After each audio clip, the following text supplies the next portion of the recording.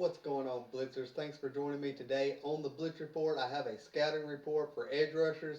It's taken me a little bit of time to get with it because I went to a new shift at my regular day job, so kind of getting adjusted to that while trying to keep up with these videos. So that's why it's coming at you a little bit late this week. But I'm doing edge rushers today, next week, or sometime next week. Not sure which day yet. I'll have cornerbacks out, followed by safeties, and then interior offensive lineman is all we got, and we'll have all the positions looked at, and we can start going back and looking at them again to make sure we got a good look at them and looking at more at the position as well.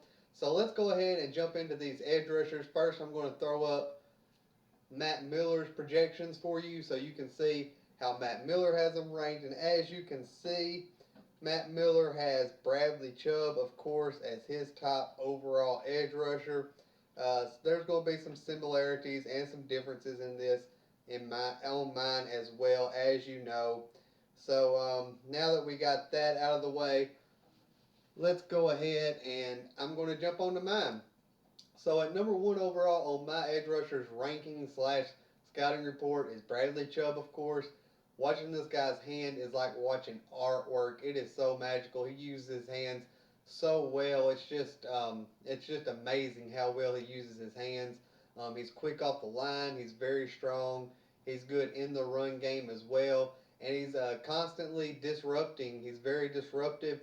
Any defensive coordinator will tell you that they would rather a player be constantly disruptive in a game than just to walk away with 2 sacks and then not causing any pressures the rest of the game. So very high on my list. Definitely going to go in the top 10 in this draft, if not top 5. Moving on next is Arden Key out of LSU, and it wasn't too long ago that this guy was definitely going to be a top 3 pick. Now you look at him and sometimes you don't even see him mocked in the first round at all. But don't let that scare you off. He's definitely going in the first round. What causes the red flags with this guy is reports come out that he don't know if he for sure wants to play football. He's not sure if that is what he wants to spend the next 10 to 15 years of his life doing. But other than that, very smart football player, very well rounded. He's not the fastest or the strongest, but he's got a good mixture of the two. Very smart, good with his eyes, good in the run game. He can drop back into coverage when he has to. He's basically just good at everything, and he can line up standing up or with a hand in the dirt, just however you want to use him. Now, when it comes to those two guys, Arden Key and Bradley Chubb, they're ahead above the rest. And if you want to compare it to last year's draft, I would say Bradley Chubb equals Derek Barnett, but Bradley Chubb is a little more athletic, and Arden Key equals TJ Watt. Very similar players. TJ Watt is now a rookie of the year, a rookie defensive of the year candidate. If this draft was redone, which I do plan on doing in the future after the season is over, probably after the playoffs as well, TJ Watt's going to go much, much higher. So just a little spoiler alert for that. But next we have Cleveland Farrell. I hope I'm saying his name correctly. This guy just reminds me of a bully. He's 6'5", 265 pounds, and he's built very, very solid. He's good with his, or he's got a very good bull rush. He's good at stuffing his run gaps. I'd like to see him be a little bit better with his hands.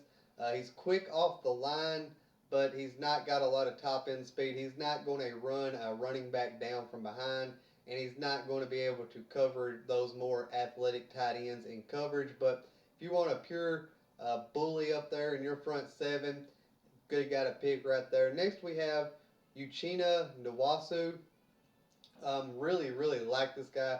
Earlier this year, I've seen some scouts saying this guy is a number one or first round talent. I'm thinking, maybe. I kind of doubt it, but maybe. And now I'm all on board with that.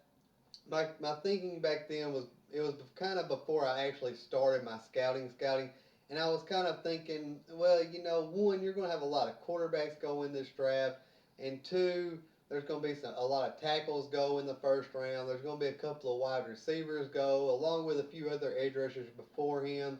So I'm kind of doubting that he goes in the first round, but now I'm thinking, yeah, this guy's probably going to go in the first round. Anywhere from 15 on is a good value for this guy.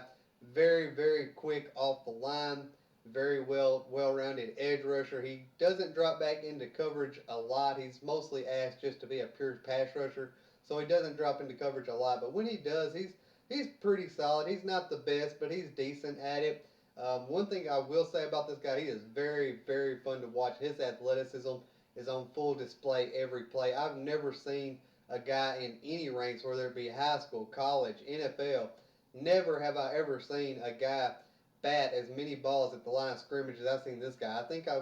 I definitely watched 3 or 4 games on him. I do that for every scouting. Every time I do a scouting report on a guy, I always watch at least 3 or 4 games, at least three, but I try to watch 4 or 5. So, but I probably seen 2 or 3 balls swatted in every game that I watched in this guy. It was very impressive.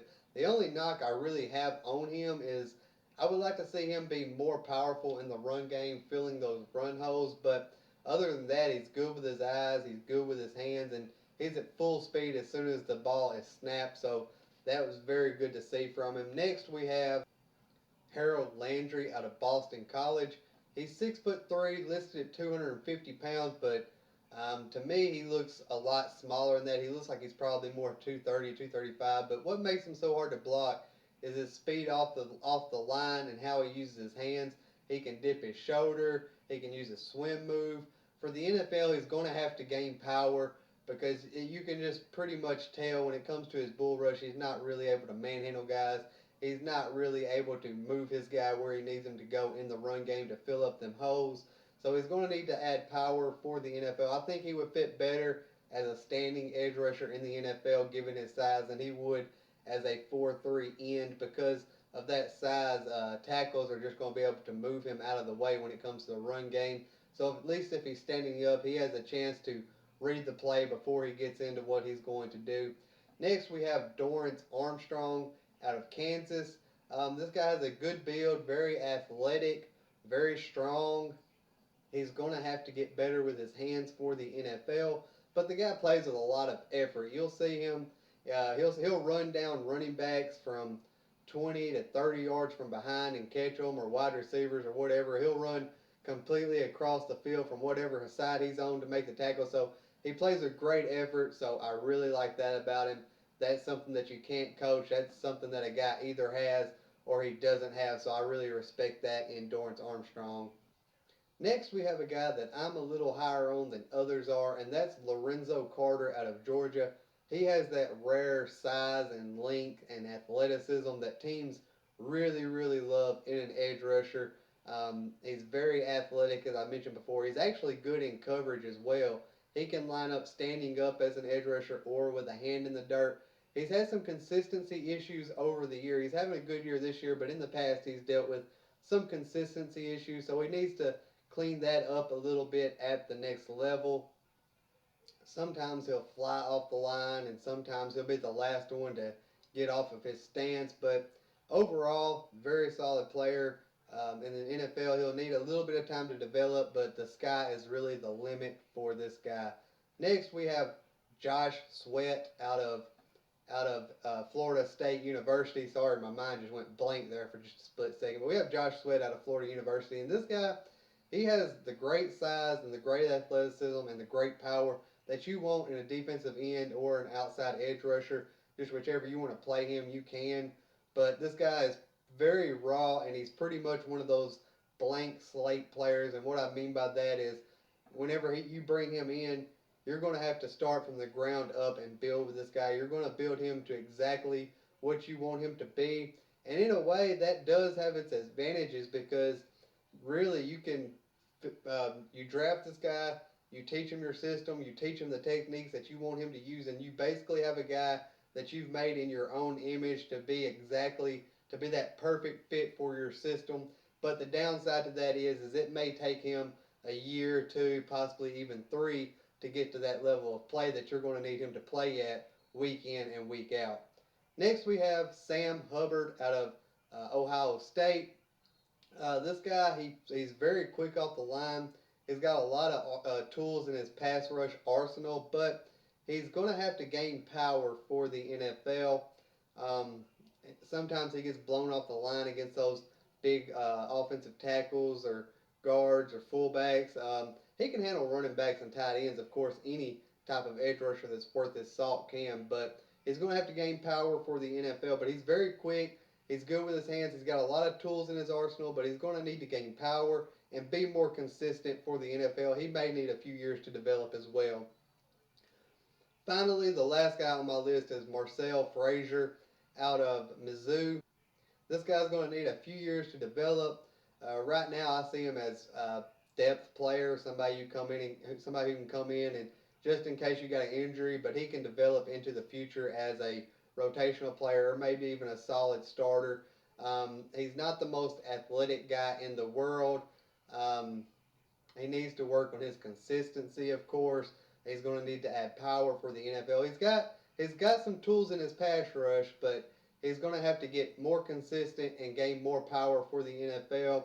And he's going to have to play more consistent. I don't know if he's just kind of lazy and takes some plays off, or if he's just not there at that level of play that he needs to be at just yet. But anyways, guys, that's my scouting report. Be sure to leave a like on the video if you like the content. That's very important, and I appreciate each and every one of those a lot. Hit the subscribe button if you haven't already to catch future mock drafts and other NFL topics. And if there's anything NFL related that you want me to talk about, drop it in the comment section below, and I will get you featured and shouted out on a video. Until then, I'll see you next time.